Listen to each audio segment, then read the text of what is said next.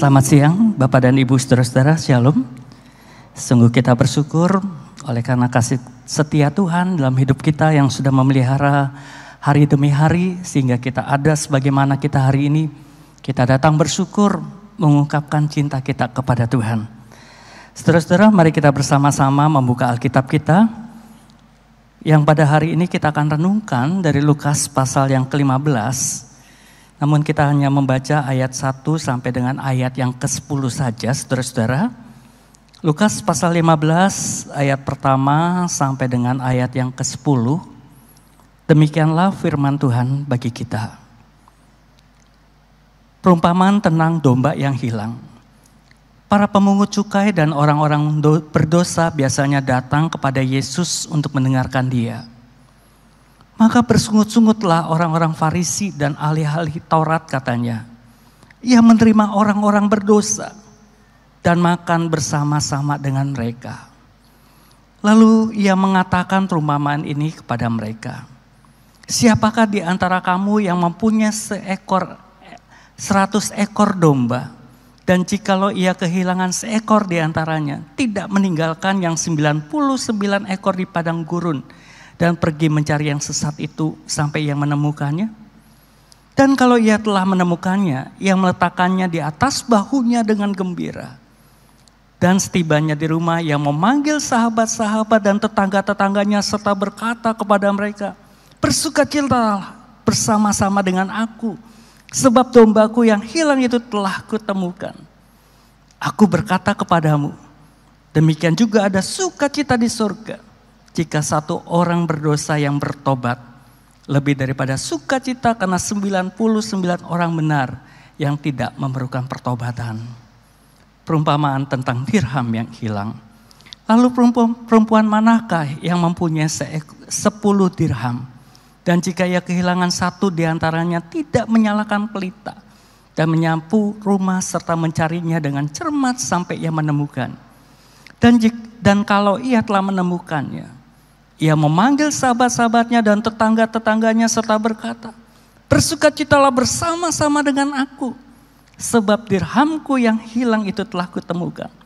Aku berkata kepadamu, demikian juga akan ada sukacita pada malaikat-malaikat Allah karena satu orang berdosa yang bertobat. Saudara-saudara, sesuatu yang berharga adalah sesuatu yang penting tentunya dan bernilai tinggi bagi orang yang memilikinya. Dan kalau kita memiliki sesuatu yang berharga itu, kita akan merasa senang, kita akan merasa puas. Saudara-saudara, setiap orang bisa memiliki sesuatu yang berharga berbeda-beda. Misalnya saudara-saudara, ada orang yang mengatakan yang paling berharga dalam hidupku adalah keluarga. Harta yang tidak ternilai adalah keluarga. Ya. Tetapi ada orang lain yang mengatakan yang berharga bagiku adalah uang, materi. Uang adalah raja katanya. Saudara-saudara, kemudian ada yang mengatakan bahwa yang berharga adalah usaha, pekerjaan, jabatan, hobi, dan seterusnya, saudara-saudara. Dan untuk yang berharga ini, orang bersedia untuk memberikan segalanya. Orang bersedia untuk melakukan apa saja, saudara-saudara, untuk sesuatu yang berharga. Saudara-saudara, ada orang-orang tertentu yang menghargai sesuatu yang unik untuk menjadi yang berharga baginya. Saudara-saudara, ada orang yang punya hobi untuk memelihara binatang buas, ya. Ada yang punya hobi untuk memelihara ular berbisa, ada yang memelihara hobi untuk YouTube, saudara-saudara.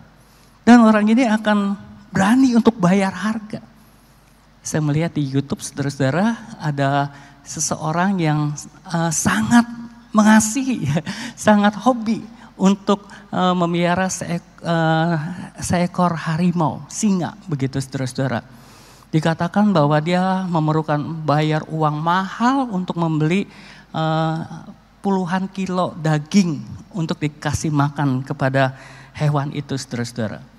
Ya, belum lagi dia harus mengeluarkan biaya untuk izin, untuk perawatan yang bernilai tinggi, saudara-saudara. Ya. Kemudian juga ada saudara-saudara orang yang hobi melihara binatang buas. Ya, ular berbisa, saudara. Beberapa bulan lalu kan kita ada berita ya, bahwa ada seorang yang sahabat dari Panji sang petualang itu, saudara-saudara ya, yang hobinya memang bergaul dengan ular, saudara ya. Kemudian dia memelihara ular, kemudian dipatok oleh ular yang berbisa dan dia mati, saudara-saudara. Saudara, bukan hanya dia saja, tentunya banyak orang-orang yang seperti ini. Sudah tahu sesuatu itu berbahaya, sudah tahu sesuatu itu akan merugikan dia, berpotensi dia akan rugi besar begitu. Tetapi tetap saja orang ini akan suka karena itu merupakan hal yang berharga baginya. Nah, saudara-saudara, kalau kita melihat di dalam Alkitab kita, firman Allah yang Tuhan nyatakan kepada kita, dikatakan bahwa Allah mengasihi orang-orang yang berdosa. Di dalam Roma 5 ayat 8 dikatakan bahwa Allah menunjukkan kasih-Nya kepada kita. Kristus telah mati untuk kita ketika kita masih berdosa. Saudara-saudara, bukankah ini sesuatu yang unik? Ini saya katakan sesuatu yang unik, saudara-saudara, dari Tuhan kita, Allah yang menciptakan kita. Tuhan mengasihi orang yang berdosa. Bukankah orang yang berdosa itu adalah orang yang tidak percaya kepadanya, yang tidak mau taat kepadanya, yang melawan dia, yang menjadi seteru dengan dia. Saudara-saudara, apakah kita bersedia untuk mengasihi orang-orang yang berdosa? Apakah kita bersedia untuk mengasihi, misalnya saudara-saudara, para residivis ya, orang-orang yang pernah dipenjara gitu, saudara-saudara, kemudian dia dekat-dekat dengan kita. Apakah kita bersedia mengasihi orang ini? Atau apakah kita bersedia untuk mengasihi orang-orang yang berjubah agama, yang berteriak-teriak, membakar gereja, saudara-saudara, kemudian kita mengatakan aku mengasihi dia? Apakah kita bersedia, saudara-saudara, mengasihi orang yang menyakiti kita, orang yang bersalah kepada kita, orang yang tidak mau percaya kepada kita? Saudara-saudara, mungkin kita akan seperti Yunus menghadapi orang-orang Niniwe. Saudara-saudara, ketika Tuhan memanggil Yunus untuk mengabarkan berita anugerah keselamatan kepada orang-orang Niniwe, apa yang ada di pikiran Yunus? Untuk apa mengasihi orang-orang berdosa? Mereka harusnya mati, binasa. Mereka harusnya mengalami penghukuman. Bukan untuk dikasihani, bukan untuk diselamatkan. Tetapi Tuhan kita, Tuhan yang unik, saudara-saudara. Tuhan yang berbelas kasihan. Tuhan yang ajaib. Dia mau mati bagi orang-orang berdosa. Bagi kita juga, saudara-saudara. Bukankah kita dulu juga orang-orang yang durhaka, orang-orang yang berdosa? Tuhan mau mati bagi kita, saudara-saudara. Hebatnya lagi, saudara, bahwa Tuhan mengasihi, bukan sekedar mengasihi. Kita bisa mengatakan saya mengasihi orang-orang yang tadi saya sebutkan, yang mungkin kita tidak suka, yang anti dengan kita. Mungkin kita katakan mengasihi secara pasif. Tetapi ini saudara-saudara, Tuhan dengan aktif untuk mencari, untuk mendapatkan mereka yang berdosa ini, saudara.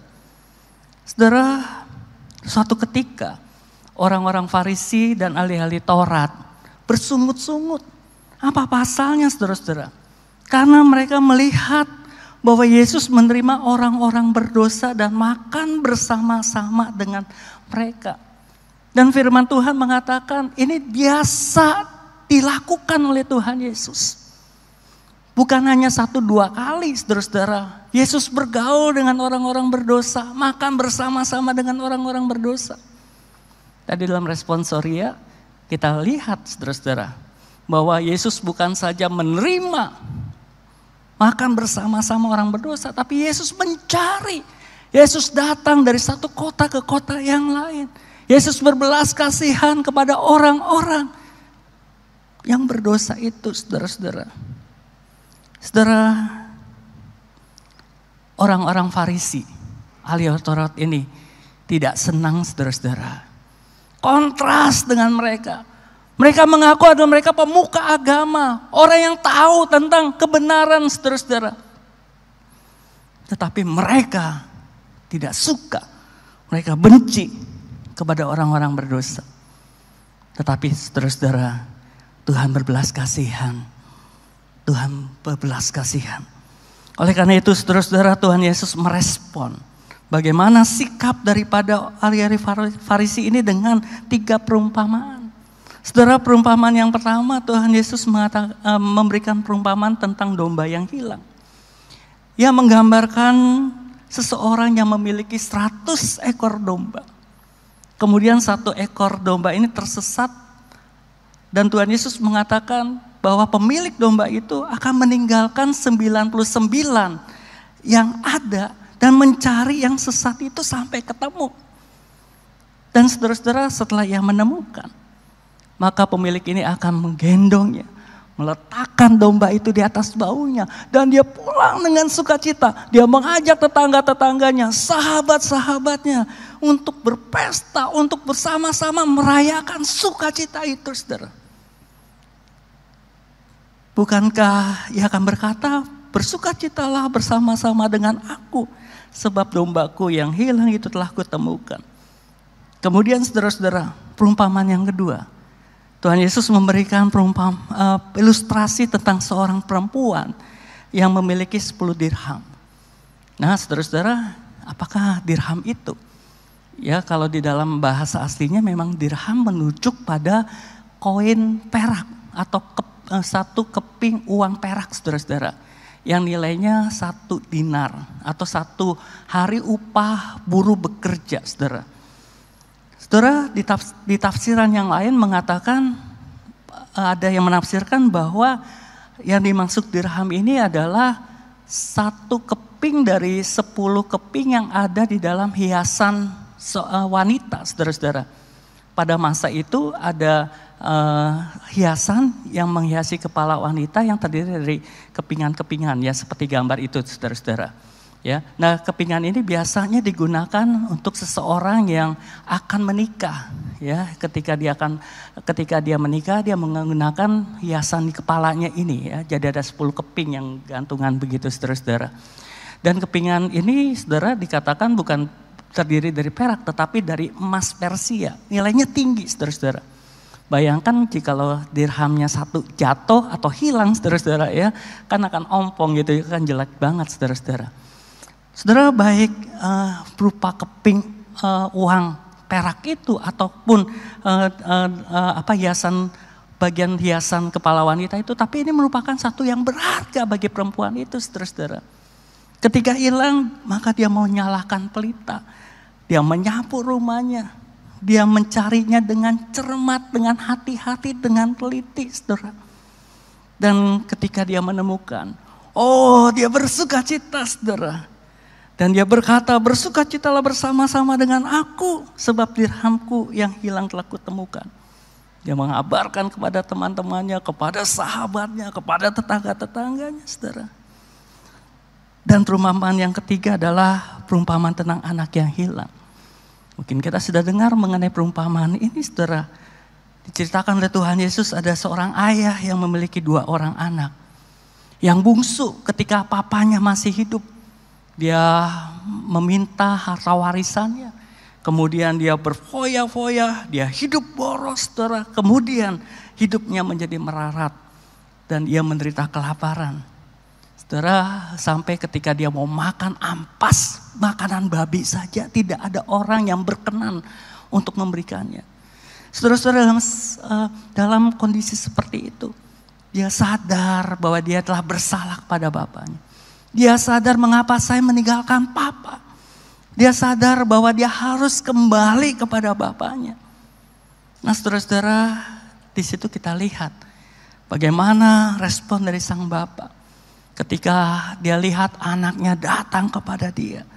Kemudian saudara, Alkitab mengatakan bahwa sang bapak ini berlari. Dia berlari untuk mendapatkan. Setelah mendapatkan dia rangkul, dia cium anaknya saudara-saudara. Lalu hambanya juga memerintahkan kepada hamba-hambanya untuk mengenakan si sulung itu jubah yang terbaik, cincin dan sepatu, serta menyembelih anak lembu tambun dan berkata, marilah kita makan dan bersukacita. Sebab anakku itu yang telah mati dan hidup kembali, ia telah hilang dan didapatkan kembali. Maka mulailah mereka bersukacita. Saudara, ada satu hal yang menarik. Mengapa di dalam perumpamaan yang pertama dan yang kedua, dalam perumpamaan itu Tuhan Yesus mengatakan bahwa pemiliknya mencari, ya. Tetapi pada perumpamaan yang ketiga ini tidak, saudara-saudara. Kalau kita lihat, saudara, pada perumpamaan pertama, yang hilang apa? Domba. Siapa domba? Atau apa domba? Itu adalah hewan, saudara-saudara. Yang hewan kalau hilang, saudara-saudara, dia nggak bisa datang mencari pemiliknya. Demikian juga, saudara, untuk dirham. Dirham merupakan benda yang kalau dia hilang, saudara-saudara, dia nggak bisa berbuat apa-apa kecuali pemiliknya sendiri yang menemukan. Tetapi, saudara-saudara, pada perumpamaan yang ketiga, yang hilang ini bukan benda, bukan hewan, tetapi seorang yang Tuhan berikan akal budi. Supaya apa? Supaya dia bisa menyadari keberadaannya sebagai yang pihak bersalah itu. Menyadari keberadaannya membutuhkan belas kasihan daripada bapaknya. Dia bisa menyadari bahwa dia telah tersesat. Dia telah berdosa dan kembali kepada bapaknya. Saudara-saudara, perumpamaan pertama dan perumpamaan kedua merupakan pintu masuk untuk masuk pada perumpamaan yang ketiga. Saudara-saudara, maksudnya apa? Tuhan Yesus ingin menyadarkan bahwa untuk hewan, untuk benda, pemiliknya pun merasa itu sangat berharga. Apalagi manusia yang adalah milik Tuhan. Tuhan sangat menghargai dan itu berharga di mata Tuhan. Dan menggambarkan ini bagaimana kasih Allah kepada orang. Ketika manusia datang kepada Allah, maka Tuhan akan berlari untuk mendapatkan. Nah, saudara, kita melihat walaupun tidak ada kata mencari di sini, tetapi kasih Tuhan adalah kasih yang aktif, saudara-saudara.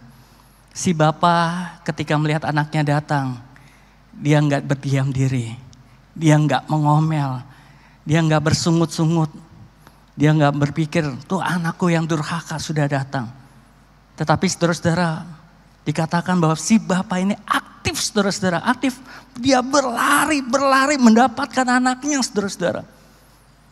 Saudara bisa bayangkan bagaimana kondisi anaknya saat itu. Mungkin tidak mandi berhari-hari. Sampai dia bergaul dengan babi. Mau makan ampas babi pun gak ada orang yang mau kasih, saudara-saudara. Tetapi si bapak datang, saudara-saudara, berlari mendapatkan, memeluk. Saudara, Tuhan Yesus kemudian mengatakan bahwa ada sukacita. Yang hilang telah kembali. Domba yang hilang telah kembali membawa sukacita. Dirham yang hilang telah kembali ditemukan, ada sukacita. Dan Tuhan Yesus berkata, aku berkata kepadamu, demikian juga akan ada sukacita di surga. Karena satu orang berdosa yang bertobat, lebih daripada sukacita karena 90 orang benar yang tidak membutuhkan pertobatan. Aku berkata kepadamu, demikian juga akan ada sukacita pada malaikat-malaikat Allah, karena satu orang yang bertobat. Saudara-saudara, di dalam perumpamaan yang ketiga juga ada sukacita. Ada sukacita di surga, saudara-saudara. Kemudian apa relevansinya bagi kehidupan kita saat ini, saudara-saudara? Relevansinya adalah kita perlu memahami dan kita harus memahami tentang kasih Tuhan yang begitu hebat, begitu luar biasa, saudara-saudara. Bahwa Tuhan peduli, Tuhan mengasihi setiap jiwa yang terhilang dan yang berdosa. Saudara, setiap jiwa itu bermata di mata Tuhan. Tuhan mau saudara-saudara untuk kita terlibat di dalam pelayanan ini. Di dalam memberitakan kasih Tuhan. Di dalam memberitakan anugerah Tuhan. Saudara-saudara, sebelum Tuhan Yesus naik ke surga, sebelum Tuhan Yesus disalib, Dia sudah memesankan kepada murid-muridnya. Dan itu juga pastinya kepada setiap kita yang hidup pada masa sekarang ini. Untuk kita pergi memberitakan Injil kepada segala bangsa. Untuk kita memberitakan kasih Tuhan yang ajaib itu. Kasih Tuhan yang unik itu, saudara-saudara. Kepada orang-orang yang belum mendengar. Bagi orang-orang yang belum tidak tahu jalan keselamatan itu. Bagi orang-orang yang tidak mungkin mereka mencari Allah. Karena mereka tidak tahu tentang berita ini, saudara-saudara. Tuhan mau. Tuhan memanggil kita. Tuhan memanggil gereja kita untuk taat, saudara, di dalam melaksanakan amanat agung. Di dalam terlibat dalam misi keselamatan bagi jiwa-jiwa yang terhilang. Siapakah jiwa-jiwa yang terhilang itu, saudara? Saudara-saudara, mereka adalah orang-orang yang tidak bisa datang kepada Yesus karena mereka belum tahu. Kita perlu mencari mereka, kita perlu mendapatkan mereka. Kita perlu memberitakan Injil kepada mereka. Saudara, orang yang terhilang ini adalah orang yang pernah mengasihi kasih Allah. Seperti si bungsu tadi, saudara-saudara. Dia pernah menikmati akan anugerah kasih Allah. Tetapi dia telah meninggalkan Allah. Meninggalkan Bapaknya, saudara-saudara. Menjauh dan hidup menurut kehendaknya sendiri. Dan orang yang terhilang itu juga adalah, saudara-saudara, bisa adalah orang-orang yang sudah ada dalam lingkungan Bapa, lingkungan Tuhan. Seperti si sulung, saudara-saudara. Kalau kita melihat referensi-referensi yang lain, bahwa yang hilang sesungguhnya bukan hanya si bungsu saja, saudara. Tetapi juga si sulung yang bersama-sama bapaknya. Seakan dia adalah orang yang terhilang. Karena apa? Dia tidak tahu, dia tidak mengenal dengan baik bapaknya. Yang hidup bersama-sama dengan dia, dia tidak tahu apa yang diingini bapaknya, apa yang ada dalam hati bapaknya. Ketika adiknya yang bungsu itu datang, yang hilang itu datang, yang dirindukan bapaknya itu datang. Si sulung tidak senang, saudara-saudara. Si sulung berpikir dan mengatakan, untuk apa kita mengadakan pesta? Untuk apa kita menerima dia? Bukankah orangnya sudah durhaka kepada Bapa? Jangan-jangan yang terhilang itu adalah kita juga, saudara-saudara. Mungkin kita sudah ada di gereja. Kita ada dalam lingkungan jemaat Tuhan, umat Allah. Tapi kita sesungguhnya belum mengenal seperti apa hati Allah. Dan kita mau bersama-sama dengan Allah untuk menghargai apa yang dihargai oleh Tuhan. Saudara, pelayanan misi adalah pelayanan untuk kita mencari yang terhilang dan membawa mereka kepada Kristus. Tujuan pelayanan misi adalah untuk kita menyenangkan akan hati Tuhan. Bukan untuk menyenangkan hati kita, saudara. Kalau mau jujur, saudara, siapa yang suka terlibat dalam pelayanan misi? Bukankah perlu pengorbanan baik waktu kita, saudara, pikiran kita, tenaga kita, dana kita. Belum lagi resiko yang harus kita hadapi, saudara-saudara. Siapa yang suka? Kita gak senang, saudara-saudara. Kita mungkin gak suka pelayanan misi. Tetapi saudara-saudara, yang gak kita suka itu ternyata disukai oleh Tuhan. Disenangi oleh Tuhan. Saudara, sebagai anak-anak Tuhan, sebagai orang-orang yang telah diselamatkan Tuhan, maukah kita menyenangkan akan hati Tuhan? Menyampingkan kesenangan kita untuk melakukan apa yang Tuhan senangi, apa yang berharga di mata Tuhan. Saudara-saudara, saya mengajak kita satu ketika nanti, mungkin saudara-saudara bisa ikut dalam ladang pelayanan misi. Saudara, beberapa tempat di pos PI kita harus kita lalui dengan medan yang berat, saudara-saudara. Ada satu tempat, ada hamba Tuhan pada musim hujan, bulan Mei yang lalu, saudara-saudara, seharusnya saya ke sana juga ya. Tetapi hamba Tuhan itu pendeta Yohanes Baptista mengatakan, Bosu jangan datang sekarang deh, berat banget. Saya saja berangkat jam 9 pagi, sampai di tempat jam 1 malam. Berapa jam tuh saudara-saudara? Dia bilang sampai jalan, dia pakai motor itu saudara-saudara, bukan pakai mobil, pakai motor. Jalan sebentar, dia angkat lagi motornya saudara-saudara, dia harus jalan lagi, terus jebak lagi, dia angkat lagi motornya saudara-saudara. Begitu lelah.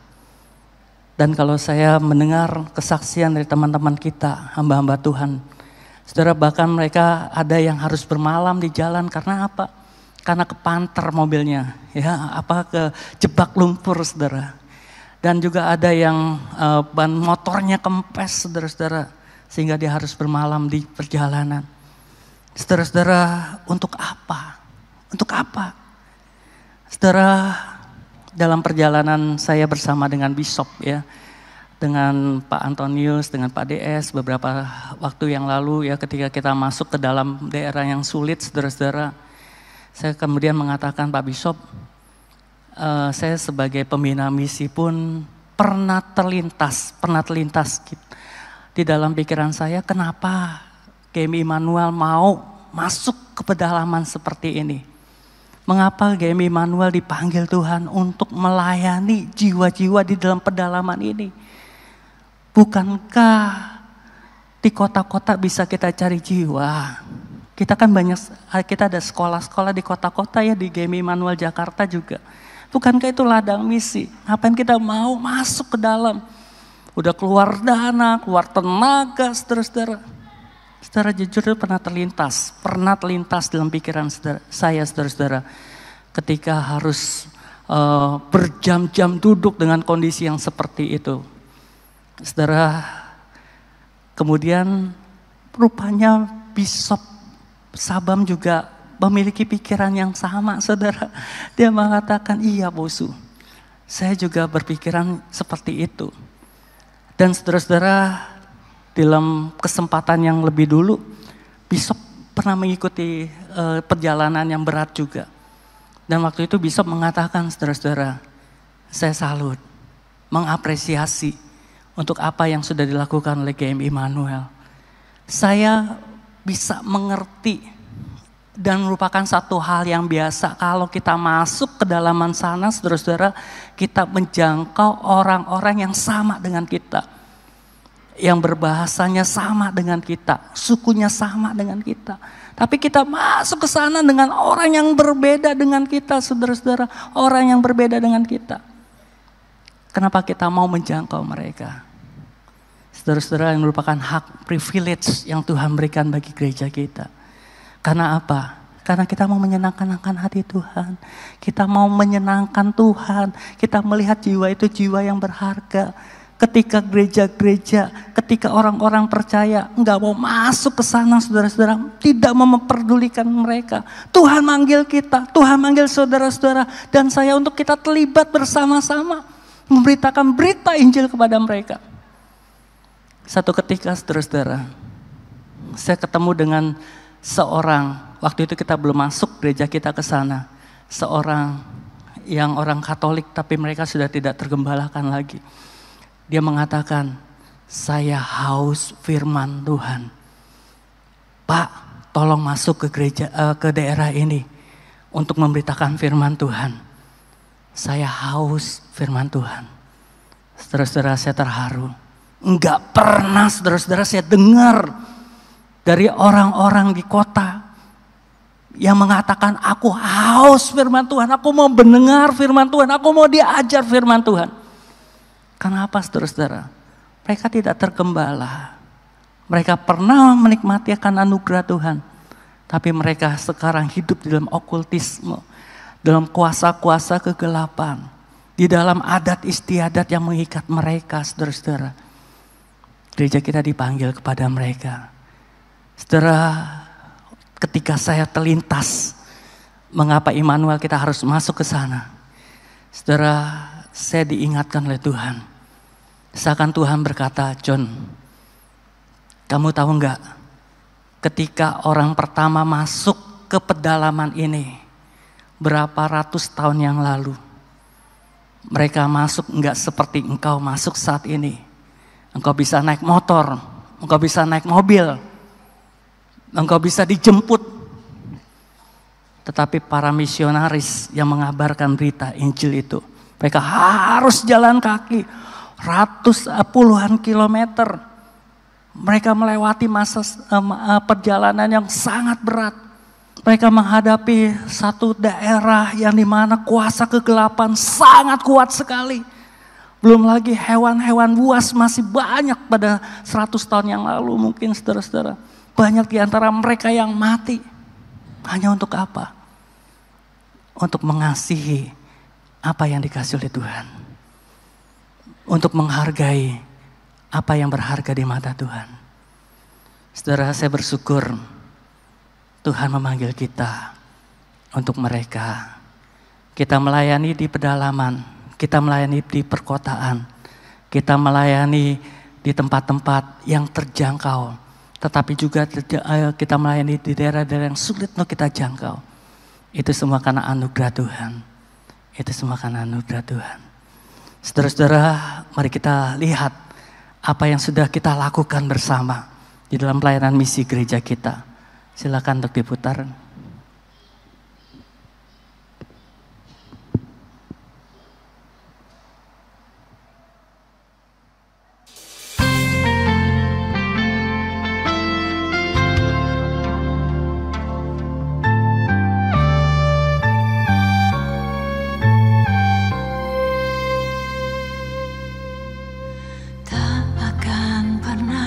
Sesali mengiring Yesus sepanjang hidupku, lewati lembah air mata, ku saksikan kemuliaan-Mu dinyatakan. Berapapun harga yang harus ku bayar, ku kan tetap setia melayani, mengasihi-Mu, mengiring-Mu seumur hidupku. Janji-Mu kan tetap ku pegang teguh sampai ku dapat mahkota kehidupan.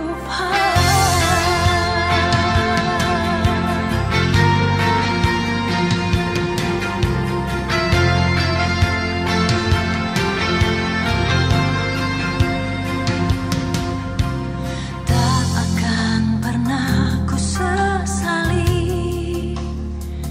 mengiring Yesus sepanjang hidupku, lewati lembah air mata, ku saksikan kemuliaan-Mu dinyatakan. Berapapun harga yang harus ku bayar, ku kan tetap setia melayani, mengasihi-Mu, mengiring-Mu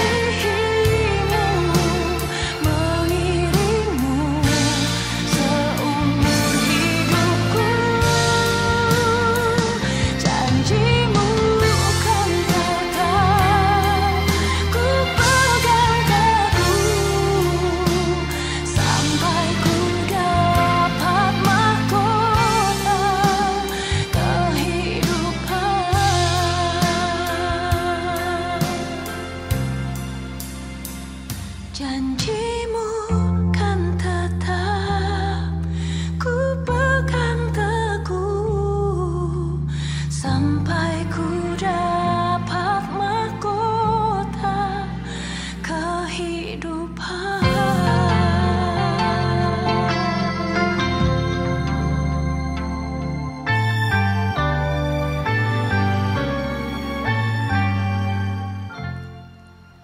Bapak dan Ibu, pada bulan September tahun ini kita akan memperingati 30 tahun pelayanan GMI Immanuel di Kalimantan Barat.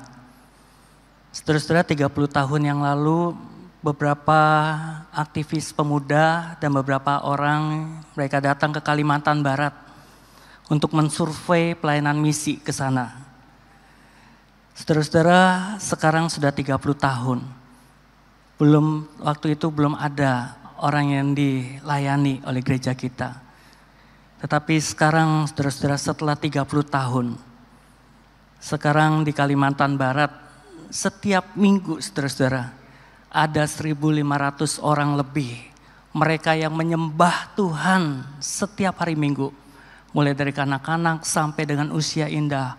Mereka memuji memuliakan nama Tuhan. Mereka sudah diselamatkan, mereka sudah percaya kepada Kristus. Saudara, kalau saya hitung berapa orang yang sudah dibaptiskan. Mereka yang tadinya hidup dalam kegelapan. Mereka yang tadinya hidup tanpa mengenal Tuhan. Mereka orang-orang yang akan binasa. Mereka mendengar Injil, mereka diselamatkan, mereka dibaptis, mereka menjadi murid Tuhan. Sudah lebih daripada 1.000 orang, saudara-saudara. Itu ada data-datanya, saudara. Setiap tahun kita membaptiskan kira-kira 100 sampai 120 orang, saudara. Bahkan ketika sebelum pandemi sampai 150 orang. Mereka yang dibaptiskan 1 tahun, saudara-saudara. Betapa bahagianya surga. Betapa bersukacitanya malaikat-malaikat surga, saudara-saudara. Saudara, ini pekerjaan siapa? Pekerjaan Tuhan. Ini pekerjaan siapa? Pekerjaan kita bersama. Terima kasih saudara-saudara yang sudah mendoakan pelayanan misi ini. Yang tergabung dalam laskar doa. Terima kasih saudara-saudara. Karena itu hal yang sangat penting.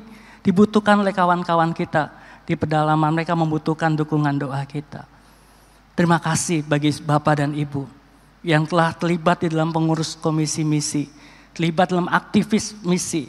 Terlibat di dalam mission trip. Terlibat di dalam pekerjaan-pekerjaan yang Tuhan percayakan untuk kita melayani jiwa-jiwa yang terhilang dan tersesat itu. Terima kasih saudara-saudara untuk segala sesuatu yang sudah saudara lakukan. Semuanya itu untuk hormat kemuliaan bagi nama Tuhan. Kita rindu lebih banyak jiwa-jiwa yang diselamatkan. Lebih banyak jiwa-jiwa yang percaya kepada Yesus. Saudara, pelayanan misi enggak selesai di sini. Masih terus berlanjut. Kita masih perlu untuk terus berdoa. Untuk mendukung pelayanan misi ini. Saudara, di bangku kita ada formulir komitmen janji iman. Bagi saudara-saudara mungkin hari Kamis yang lalu belum datang pada KPR misi. Saat ini saudara-saudara bisa berdoa. Mengisi formulir itu saudara-saudara. Kemudian nanti waktu persembahan, saudara bisa masukkan ke dalam kantong persembahan. Saudara-saudara, mari kita lakukan pekerjaan anugerah Tuhan ini bersama-sama. Sehingga Tuhan disenangkan, Tuhan dimuliakan, dan banyak jiwa yang diselamatkan. Tuhan memberkati kita, mari kita berdoa. Terima kasih untuk firman-Mu ini Tuhan. Tolonglah agar kami boleh mengambil bagian di dalam misi keselamatan yang Tuhan sudah kerjakan bagi kami. Dan menjadi tugas kami untuk melanjutkan misi itu ya Tuhan. Tuhan gerakanlah hati setiap kami. Untuk kami mengambil bagian di dalam pelayanan ini. Meteraikanlah firman-Mu Tuhan dalam hati kami. Terpujilah nama-Mu, dalam nama Tuhan Yesus kami berdoa. Amin.